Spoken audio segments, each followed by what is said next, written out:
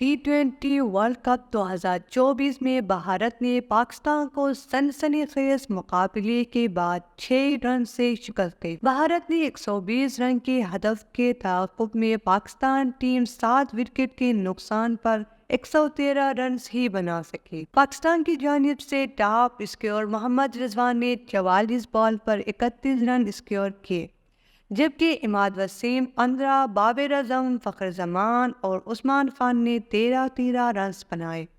افتخار احمد 5 اور شاداب خان 4 رنز بنا سکے۔ نسیم شاہ 10 رن کے ساتھ ناٹ آؤٹ رہے۔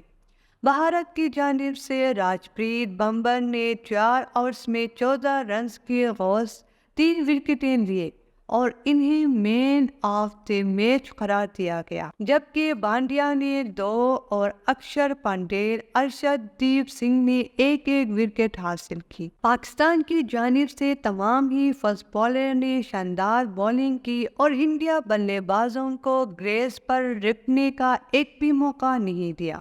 اس بات کا اندازہ محمد عامر اور حارث روف کے اوورز سے اندازہ لگایا جا سکتا ہے، جس میں دونوں ہی بالرز نے لگاتار 2 گیندوں پر 2 وکٹیں حاصل کیے، لیکن پاکستان کے لیے سب سے کامیاب بالر نسیم شاہ رہے، جنہوں نے صرف 21 رنز دے کر 3 وکٹیں حاصل کیے۔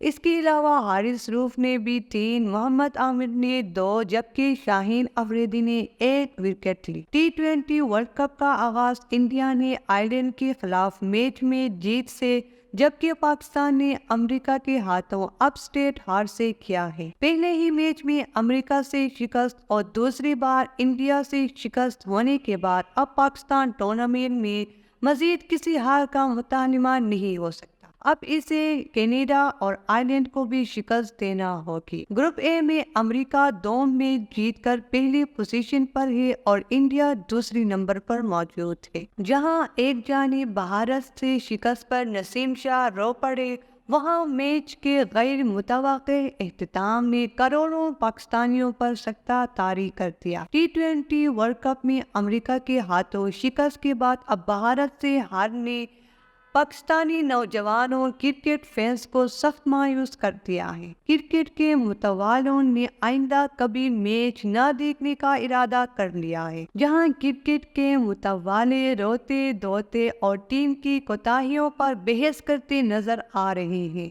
وہاں شوبز سے تعلق رکھنے والے معروف اسٹار کو بھی ٹیم پر کھڑکتے ہوئے دیکھا جا سکتا ہے۔ معروف اداکار احمد علی بٹ بھی قومی ٹیم پر خوب برسے۔ ان کا کہنا ہے کہ قومی ٹیم سے صرف ہار ہی کی توقع کی جا سکتی ہے۔ اداکار مایا علی نے میچ کے اختتام پر کہا ہے کہ میں نے کامیابی کے ساتھ اپنے 4 گھنٹے ضائع کر لیے۔ محسن نقوی نے کہا کہ پاکستانی کرکٹ ٹیم کو دنیا کی ایک بہترین ٹیم بنانا ہے۔